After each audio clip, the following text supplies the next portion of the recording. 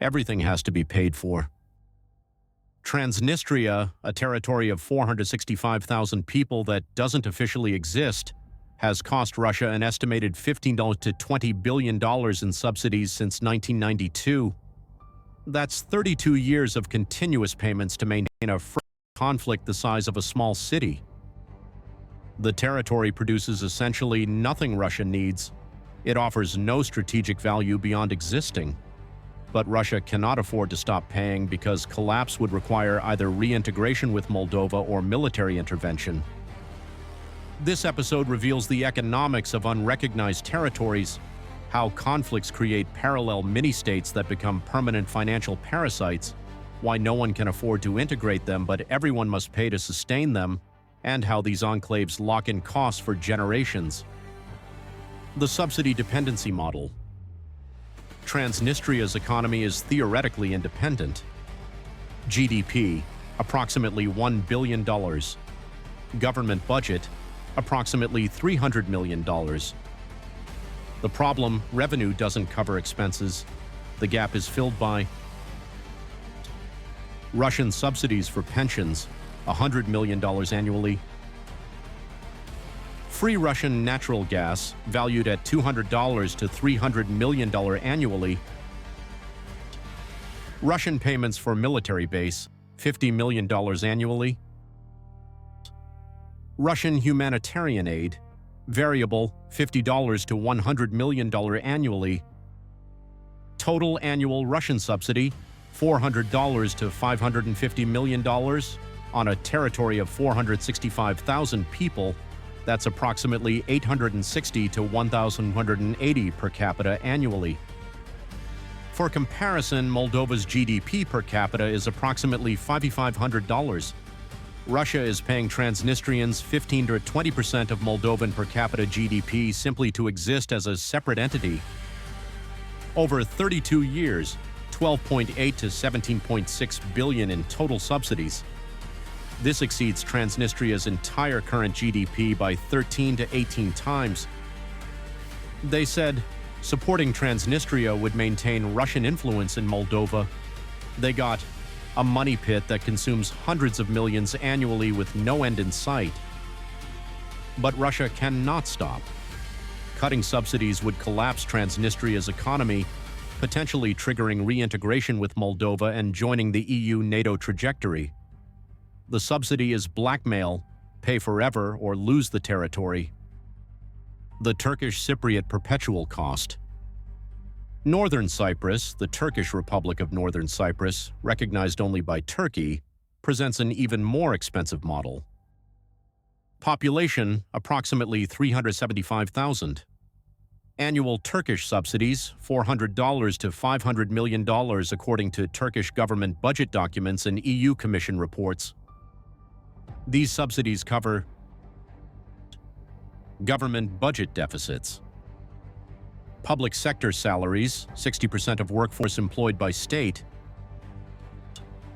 infrastructure development, military presence, 35,000 Turkish troops, economic development programs. Turkey has maintained this since 1974, 50 years. Total cost, $20 to $25 billion. Northern Cyprus's economy is completely artificial. It cannot exist without Turkish support.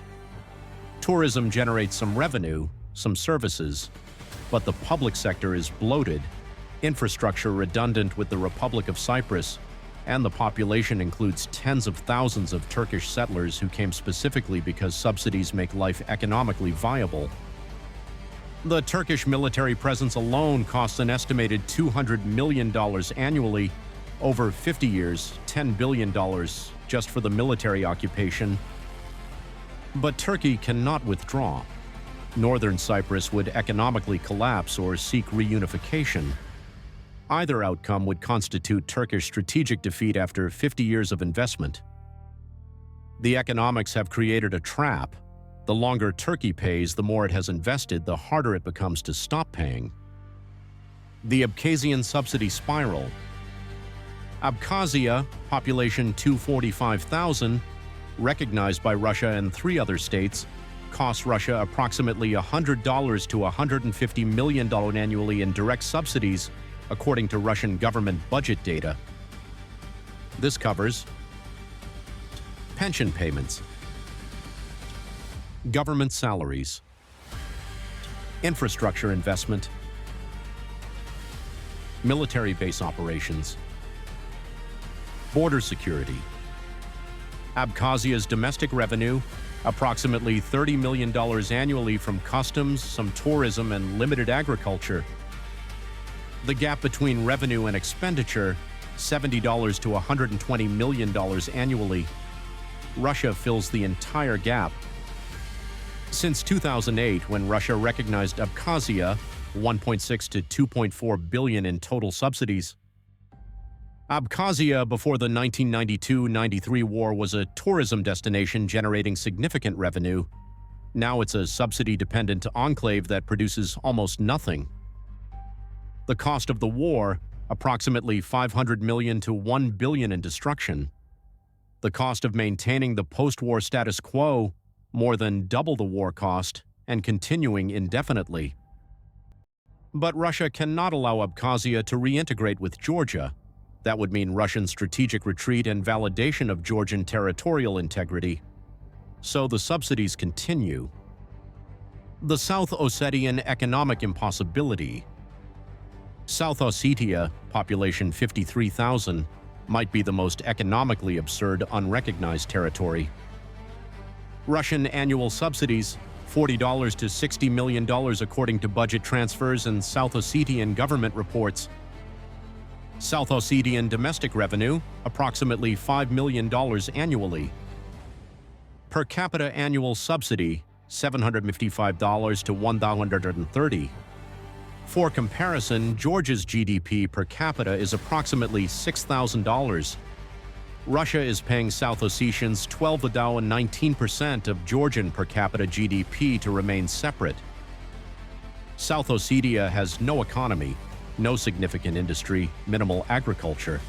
The population has declined from approximately 100,000 before the conflicts to 53,000 now. The territory exists purely as a political entity sustained by external subsidy. Remove Russian payments and it would depopulate within years as residents leave for economic opportunities elsewhere. Since 2008, $640 million to $960 million in subsidies to a territory of 53,000 people. But Russia cannot abandon it without invalidating the entire Georgian intervention narrative. The subsidy is the price of maintaining the strategic fiction. The integration cost impossibility. Unrecognized territories cannot be integrated because integration costs exceed subsidy costs. Transnistria's integration into Moldova would require pension harmonization. Transnistrian pensions are higher due to Russian subsidies. Public sector restructuring. Transnistria has bloated state employment. Infrastructure integration. Different electrical grids, telecommunications. Legal system alignment. Property rights resolution. Soviet-era ownership disputes. The Moldovan government estimated in 2019 that Transnistrian integration would cost $3 to $7 billion over 10-15 years.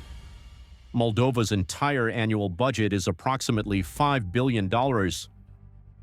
Integration is economically impossible without massive external aid. But why would the EU provide billions to integrate a territory when Russia will pay hundreds of millions annually to keep it separate? The economic calculation favors permanent division. Northern Cyprus presents the same problem but worse. Reunification would require compensation for displaced Greek Cypriots, estimated $20 to $30 billion in property claims, Turkish settler repatriation or compensation, $5 to $10 billion. Infrastructure integration, $3 to $5 billion. Public sector rationalization, $2 to $3 billion. Total, $30 to $48 billion. Cyprus's entire GDP is approximately $28 billion. Even with EU support, reunification costs are prohibitive. Meanwhile, Turkey pays $500 million annually to maintain division.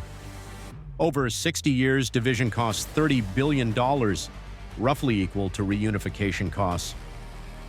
But reunification requires upfront payment. Division allows spread payments. The economic incentive favors continued division. The corruption multiplication effect. Unrecognized territories become corruption machines because subsidy flows lack accountability. Transnistria received Russian gas subsidies worth $200 to $300 million annually. Some of this gas was re-exported to Moldova and Ukraine at market prices, generating profits for Transnistrian elites. The European Commission documented in multiple reports that this gas arbitrage generated $50 to $100 million annually for Transnistrian businesses connected to the ruling authorities. Russia essentially subsidized Transnistrian elite enrichment through gas price manipulation. The subsidy intended to maintain political loyalty became a profit center for oligarchs. Northern Cyprus shows similar patterns. Turkish subsidies flow through opaque government accounts. The territory has limited financial transparency. EU reports suggest significant proportions of Turkish aid never reach intended purposes. The economic system creates incentives for local elites to maintain separation. Integration would mean transparency, accountability, and loss of arbitrage opportunities. The subsidy system allows enrichment that normal governance would prevent. This creates another lock-in mechanism. Local elites have financial interest in perpetual unrecognition. The demographic death spiral. Unrecognized territories face demographic collapse that increases per capita subsidy costs.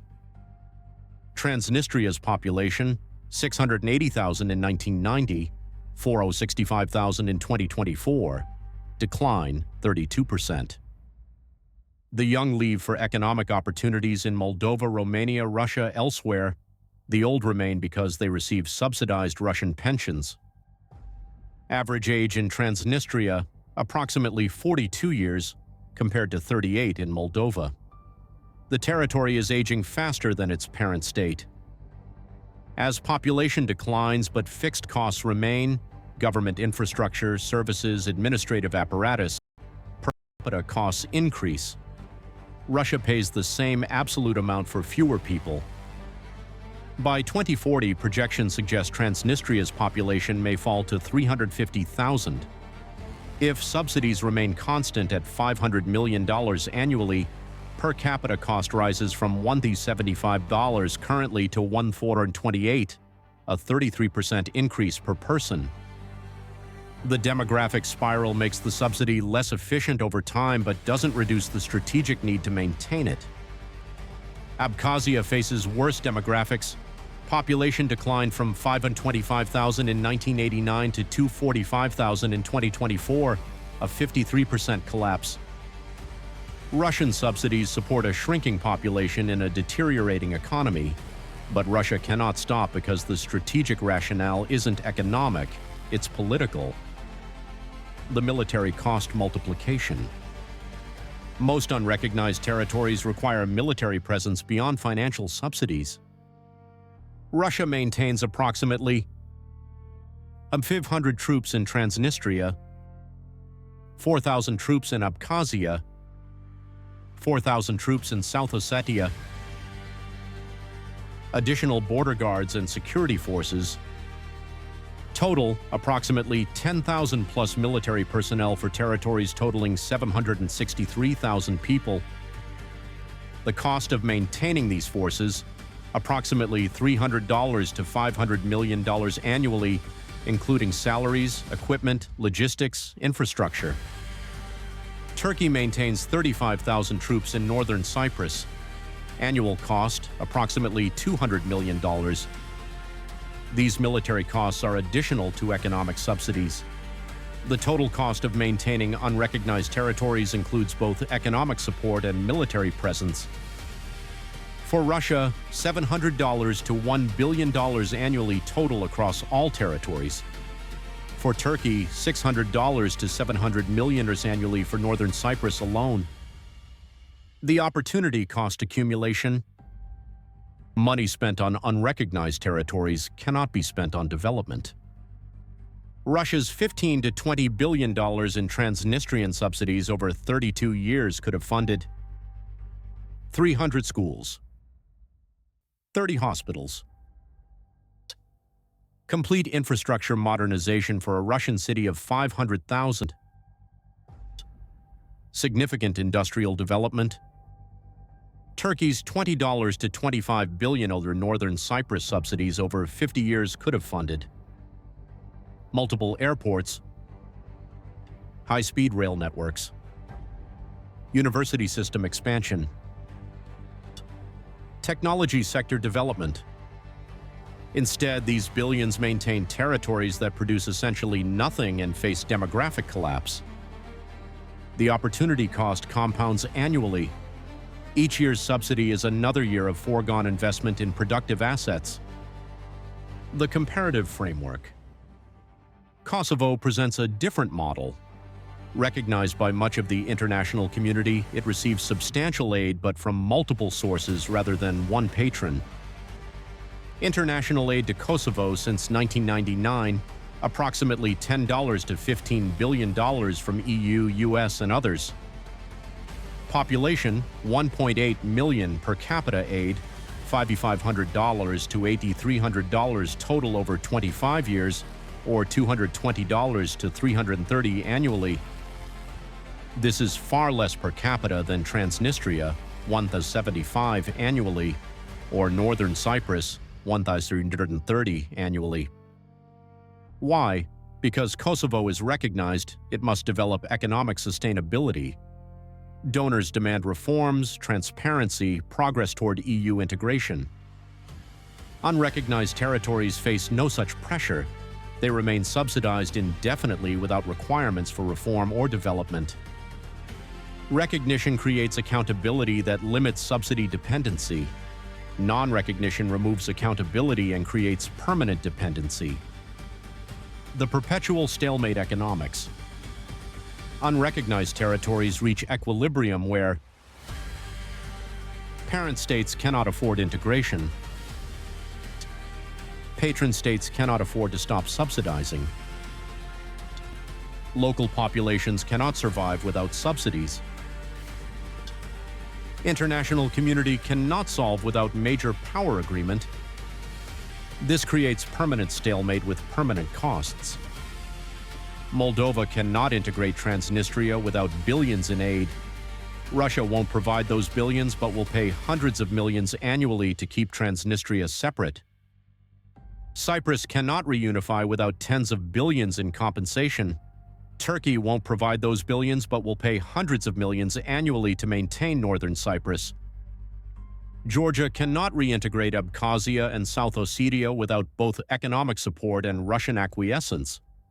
Russia won't provide either but will pay hundreds of millions annually to maintain separation. The economic logic favors perpetual division at lower annual cost over one-time integration at higher upfront cost. The system revelation. Unrecognized territories are economic black holes created by political conflicts. They produce almost nothing. They require continuous subsidy. They offer no path to self-sustainability. They cannot be integrated economically. They cannot be abandoned politically. The result, patron states pay forever, the costs accumulate, the territories slowly depopulate, the per capita costs increase, but the strategic logic that created them prevents resolution. Russia has spent $15 to $20 billion on Transnistria.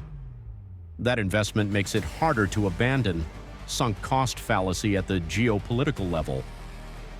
Turkey has spent $20 to $25 billion on a Northern Cyprus. That investment locks Turkey into continued support. The alternative is admitting 50 years of waste. The longer these territories exist, the more they cost. The more they cost, the harder it becomes to admit they were mistakes. The harder it becomes to admit mistakes, the longer they continue to exist. Everything has to be paid for. And unrecognized territories are paid for not once in the conflict that created them, but forever in subsidies that sustain them, turning brief wars into permanent fiscal obligations that no one can afford to maintain, but no one can afford to abandon. Subscribe to The Price of Conflict to understand how frozen conflicts create permanent financial parasites.